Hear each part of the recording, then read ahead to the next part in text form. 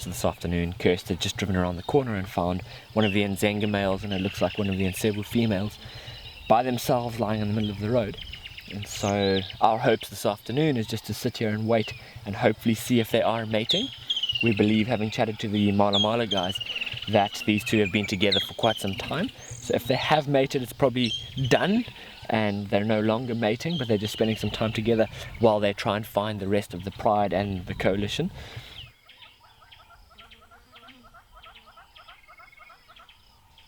Let's see if they do get up to anything, but it's pretty impressive now because the Nzenga males have moved in. They're laying their claim to these Ntsevu females.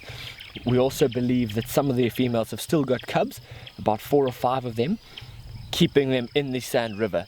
So these females are probably coming into estrus now. They may have lost their cubs and they're using this as a distraction tactic to try and draw the males away from the females that have their cubs there. Either way, whether these ones have been mating or not, it's still impressive to see them. The Nzenga males are becoming very well acquainted with the Ntsevu females, so I guess this then begs the question as to for how much longer are we going to be seeing the Birmingham male? Is his brother even still alive? We don't know, and so it seems very unlikely, but for now the Nzenga males are pretty impressive. They're young and it looks as though they're going to be around for quite some time now. And if these two have been mating, then that means we've got some new cubs coming in the next sort of 3 to 4 months. So that's very exciting.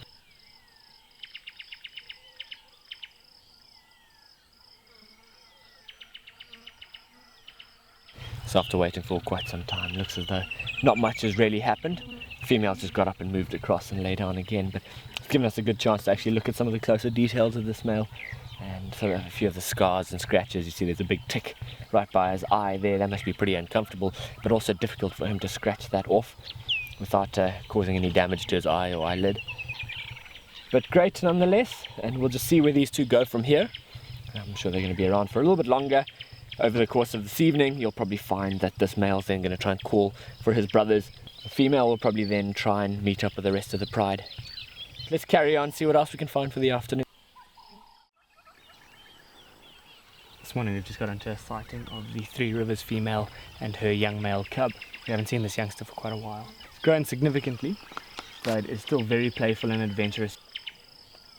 As she's come walking down the road, it's trying to lead the way, thinking it knows where it's going.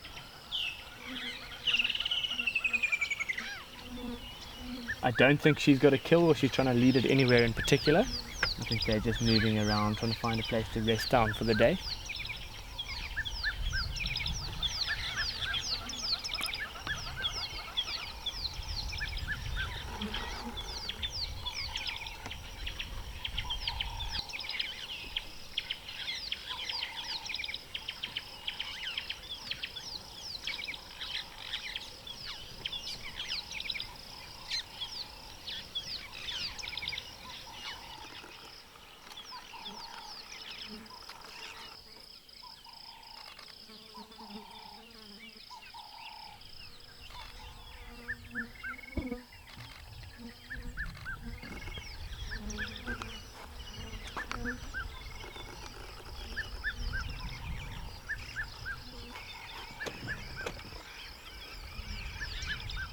So the joys about spending some time with young leopards is they're so adventurous and excitable.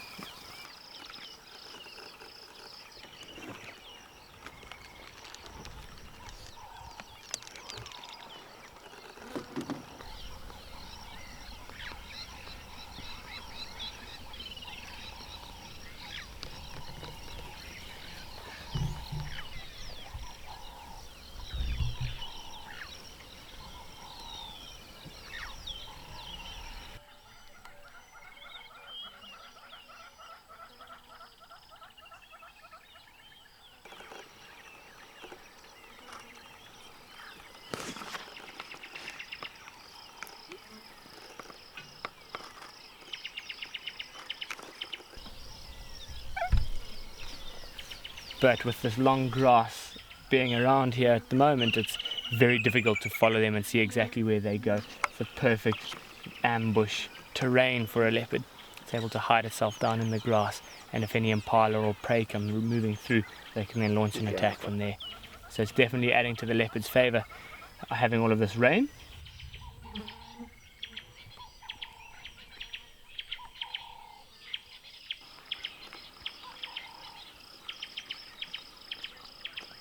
The youngster hopped up onto a fallen tree and there was a squirrel there, so he's gone chasing off after the squirrel.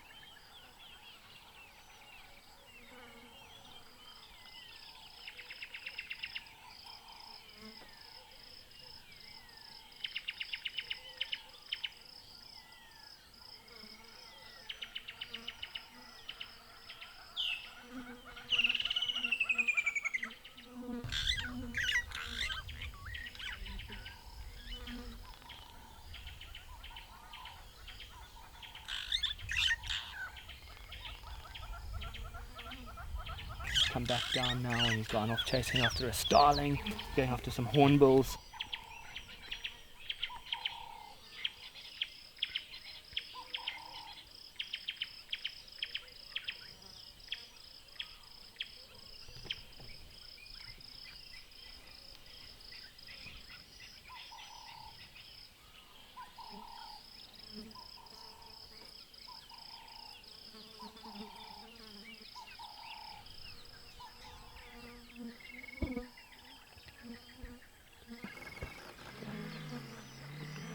Yeah, Robbie's vehicle revving in the background. He's currently stuck, most likely going to earn himself the pink pouch after this morning. It's been great spending some time with this youngster. It's just so cool to see how adventurous he has become. Probably going to leave them shortly. It's a very tricky part to get through here. We nearly got ourselves stuck.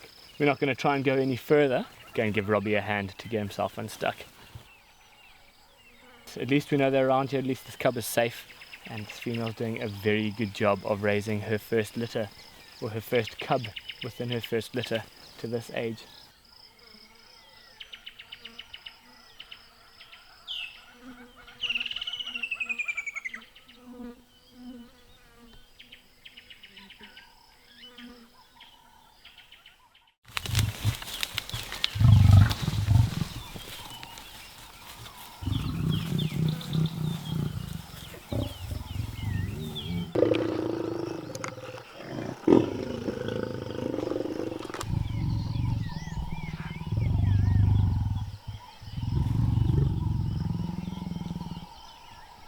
Managed to find one of the Ntsevu Females and one of the Ndzhenga Males pretty close to the break with Mala Mala, and how we found them was a whole of the impala were erupting and alarm calling. And as we got in there, the female was chasing after some of the impala, probably going for one of the lamb. There's a lot of growling going on, and as she came walking past the vehicle, we saw that she still has a milk pouch. So we presume this is one of the mothers of the cubs.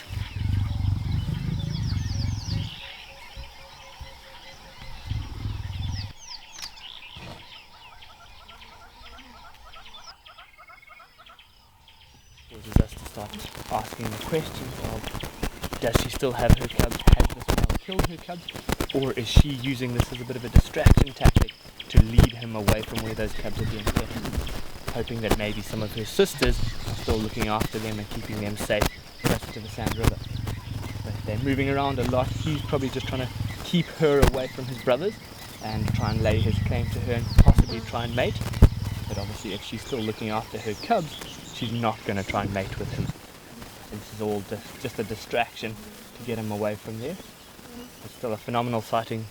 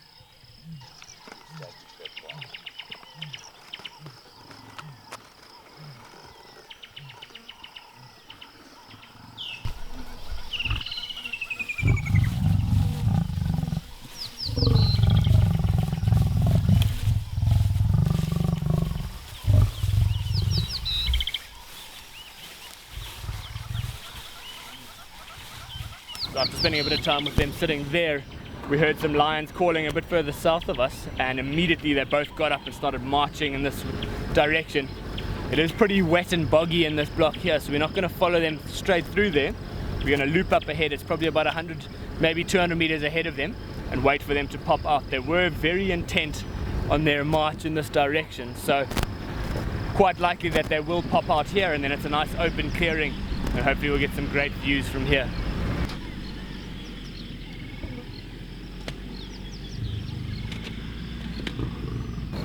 So after following these lines for quite some time, they're turning around, looping back on themselves, moving around, zigzagging all over the show.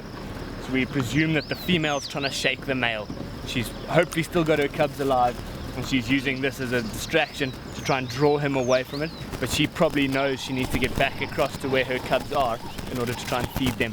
So we'll just stick with them for now. We can hear more lions calling in the distance.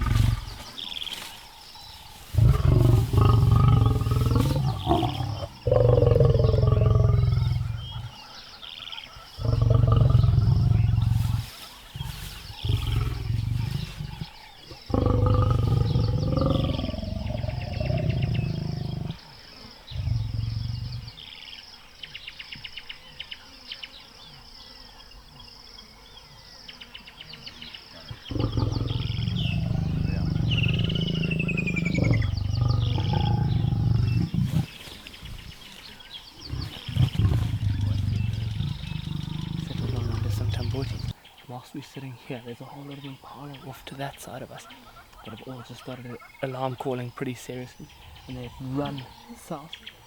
We heard what we thought was another lion calling. These two are now fixated in that direction, and so very likely that either one of his brothers or her sisters is coming across here to respond to the impalas that were alarming at them, and in turn has now chased the rest of the impala away. So we'll just sit by for now and see what lion arrives here. But if it is one of his brothers, he's most likely going to try and push him away because he wants to claim this female. He doesn't want to have anyone else get in between him and the female.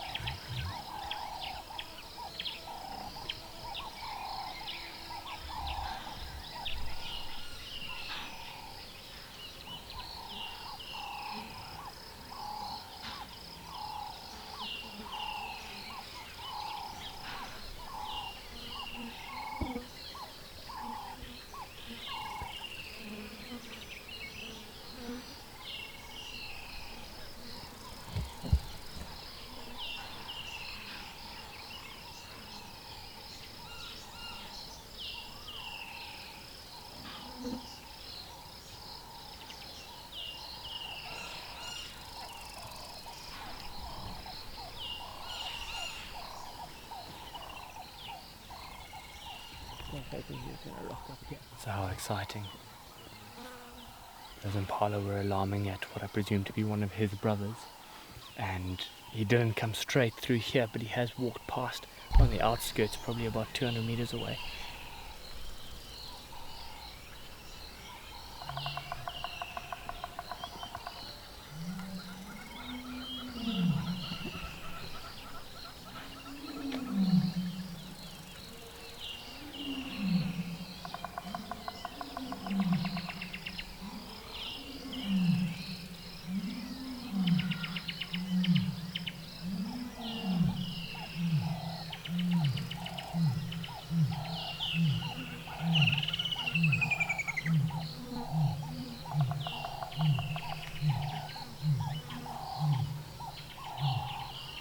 So I'm walking past there, some more impala started alarm calling off to the side there, and he's just given off a full-blown call.